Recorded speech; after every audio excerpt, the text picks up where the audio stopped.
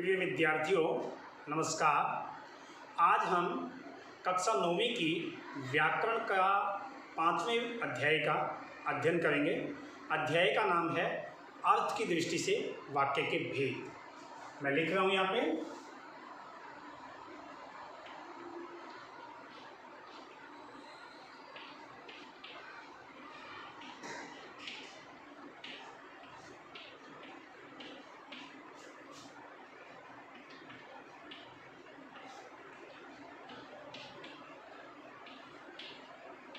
हमारे पाठ का आज ये नाम है अर्थ की दृष्टि से वाक्य के भेद।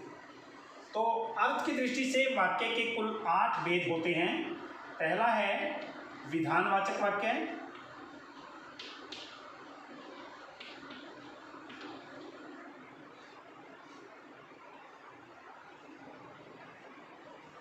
दूसरा है निषेधवाचक,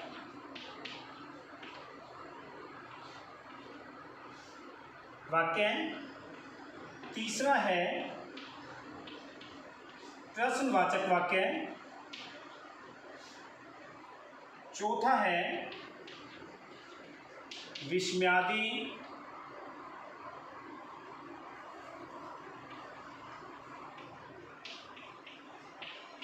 वाचक वाक्य, पांचवा है आज्ञावाचक वाक्य, छठा है इच्छावाचक वाक्य, सातवां है संदेहवाचक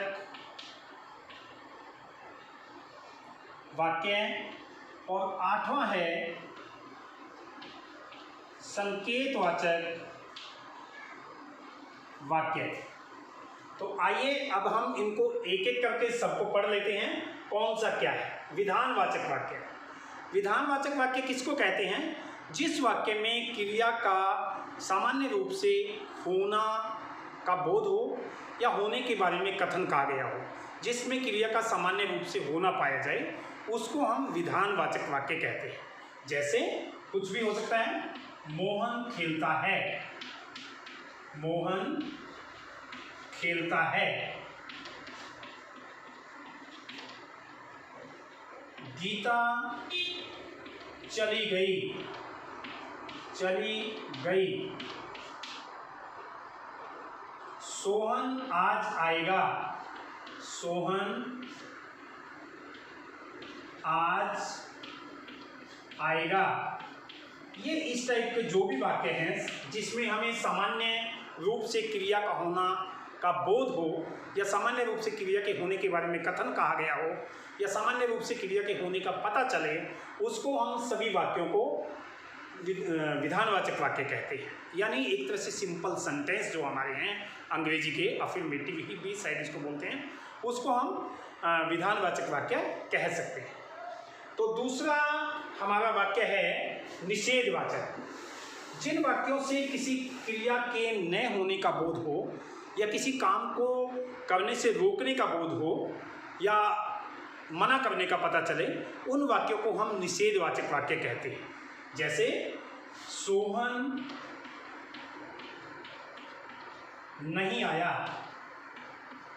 नहीं आया। यहाँ मत खेलो, यहाँ मत खेलो।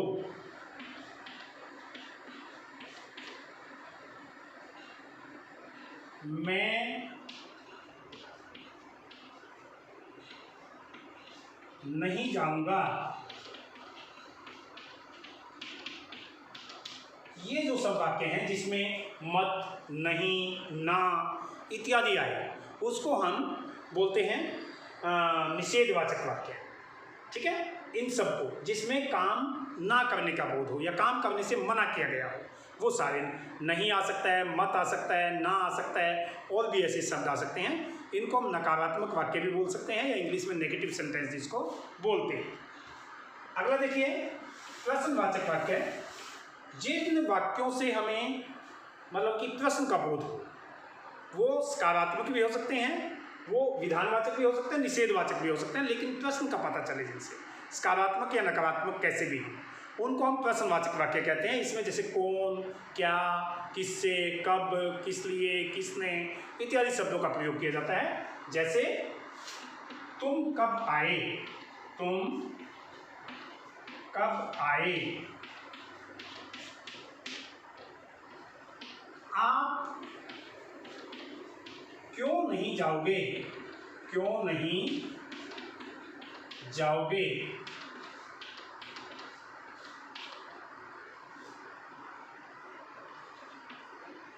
रोहन अब कैसा है,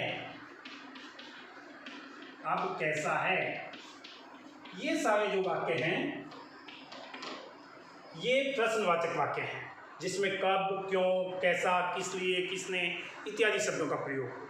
सकारात्मक भी हो सकते हैं, ये दोनों वाक्य सकारात्मक या पॉजिटिव हैं, ये नकारात्मक है, नेगेटिव नहीं आया, वो किसी भी टाइप के हो सकते हैं। लेकिन जब कोई प्रश्न पूछा गया हो या प्रश्न किया गया हो, उन वाक्यों को हम प्रश्नवाचक वाक्य कहते हैं। अगला देखिए, अगला है विस्मयादिवाचक वाक्य। तो विस्मयादिवाचक वाक्य में अकेला विस्मय नहीं आता, बल्कि हर्ष वाले वाक्य भी आते हैं। हर्ष मतलब खुशी, शोक वाले वाक्य भी आते हैं, विस्मय वाले वाक्य भी आते हैं, विस्मय। और इसके साथ साथ, विस्मय के साथ साथ मैं यहाँ पे लिख दे रहा हूँ आगे करके, इसमें घृणा वाले वाक्य भी आते हैं, घृणा। इस टाइप के चारों टाइप के जो वाक्य होते हैं वो विस्मयादिवाचक वाक्य होते हैं। हमने ये पढ़ लिया है, ये पढ़ लिया है, ये पढ़ लिया है। अभी हमारा विस्मयादिवाचक वाक्य चला हुआ।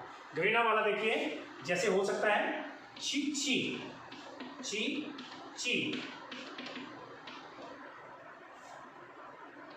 बड़ा, यहाँ पे कौन आएगा, बड़ा गंदा कमरा है, कमरे में गंदगी थी तो हमने छी छी करके लिखा। हर्ष वाला भी आ सकता है, जिसमें हर्ष की बात हो, खुशी की बात हो, जैसे वाह, बड़ा अच्छा हुआ, बड़ा अच्छा हुआ। ये हर्ष वाला सेंटेंस भी आ सकता है। शोक वाला भी आ सकता है, ओ ओ, बेचारा मारा गया, मारा गया। शोक वाला सेंटेंस भी आ सकता है। विस्मय वाला भी आ सकता है, जैसे अरे तुम कब आए, तुम कब आए। तो ये हैरानी वाला भी जो वाक्य है वो भी आ सकता है। घृणा वाले भी इसमें आते हैं, हर्ष वाले भी, शोक वाले भी, और हैरानी वाले भी आते हैं। तो ये था हमारा विस्मयादिवाचक। आगे हम बात करते हैं आज्ञावाचक की। आज्ञावाचक वाक्य, आज्ञावाचक वाक्य कैसे होते हैं, जिसमें आदेश दिया गया हो, आदेश या आज्ञा दी गई हो, आज्ञा या अनुमति भी कह सकते हैं उसको, अनुमति दी गई हो, ठीक है, या निवेदन हो यानी प्रार्थना। इस सब के टाइप के जो वाक्य हैं वो जो हैं आज्ञावाचक वाक्य होते हैं। आदेश, जैसे तुम चले जाओ, तुम चले जाओ, ये आदेश है। तो आदेश वाले वाक्य भी इसमें आते हैं, और आदेश वाले वाक्य भी इसमें आते हैं। दूसरे टाइप का है आज्ञा, हाँ आप आ सकते हैं, आप आ सकते हैं। मतलब किसी बच्चे ने परमिशन मांगा अंदर आने का, तो टीचर ने दिया, हाँ आप आ सकते हैं, अनुमति।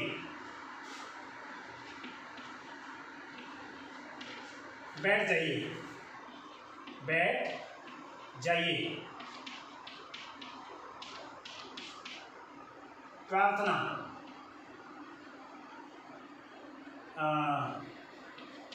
कृपया मुझे पुस्तक दीजिए, पुस्तक दीजिए। इस टाइप के जितने भी वाक्य हैं जिसमें प्रार्थना की गई हो या अनुमति परमिशन दी गई हो या आज्ञा दी गई हो या आदेश दिया गया हो, वो सारे टाइप के वाक्य हमारे आज्ञावाचक वाक्य होते हैं। अगला है इच्छावाचक वाक्य। इच्छावाचक में क्या होता है? इच्छावाचक में कई टाइप के वाक्य आते हैं। जैसे एक तो इच्छा ही है, इसमें इच्छा ही होगी, इच्छा के साथ साथ आशा भी आएगी, आशा, उसके साथ साथ शुभ कामना यदि किसी को दी है, शुभ कामना वो भी आएगी, और शुभ कामना के साथ साथ आशीर्वाद यदि किसी को दे रहे हैं, आशीर्वाद, तो वो भी इसमें आएगा। जैसे इच्छा, आप जाएंगे तो अच्छा रहेगा, तो अच्छा रहेगा, ये उसके मन की इच्छा है। किसी ने कहा है आप जाएंगे तो अच्छा रहेगा, मन की इच्छा है, ठीक है। शुभ कामना, जैसे सदा खुशी रहो, सदा खुश रहो। आशीर्वाद नहीं, ये तो आशीर्वाद है, सॉरी। शुभ कामना, जैसे नव वर्ष मंगलमय हो, नव वर्ष मंगलमय हो। आशा, वह जरूर आएगा, वह जरूर आएगा, ये उसकी उम्मीद है या आशा है। जैसे पहले हमने इच्छा वाला लिखा वाक्य, आप जाएंगे तो अच्छा रहेगा, मन की इच्छा है। आशीर्वाद वाला लिखा, सदा खुश रहो। शुभ कामना वाला लिखा, नव वर्ष मंगलमय हो। आशा वाला लिखा, वह जरूर आएगा। तो यानी इच्छा, आशा, शुभ कामना, आशीर्वाद इत्यादि जिससे पता चले वो हमारा इच्छावाचक वाक्य है। अगला है हमारा संदेहवाचक वाक्य। ये इच्छावाचक था। अगला है संदेहवाचक, तो जिसमें संदेह हो या फिर संभावना हो। संभावना, या तो डाउट हो या संभावना हो, ठीक है। हो सकता है वह आ जाए, ये संदेह है, ठीक है। शायद आज वर्षा हो, शायद आज वर्षा हो, ये जो है संभावना है। तो संदेह वाले वाक्य भी इसमें आते हैं और संभावना वाले वाक्य भी इसमें आते हैं। तो ये हमारा संदेहवाचक वाक्य है। अगला हमारा है संकेतवाचक वाक्य। संकेतवाचक में क्या होता है? जब एक काम दूसरे काम के ऊपर डिपेंड हो, एक क्रिया दूसरे क्रिया के ऊपर डिपेंड हो। जब एक काम होगा तब दूसरा काम होगा, या एक काम नहीं हुआ तो दूसरा भी नहीं हुआ। जैसे फॉर एग्जाम्पल, यदि पढ़ते तो पास हो जाते, पास हो जाते, मतलब एक काम नहीं हुआ, नहीं पढ़े तो पास भी नहीं हुआ, ठीक है। आप मेरे घर आइए, हम चलेंगे, हम चलेंगे, यानी पहले आपने आना है उसके घर, तब दोनों साथ साथ चलेंगे, ठीक है।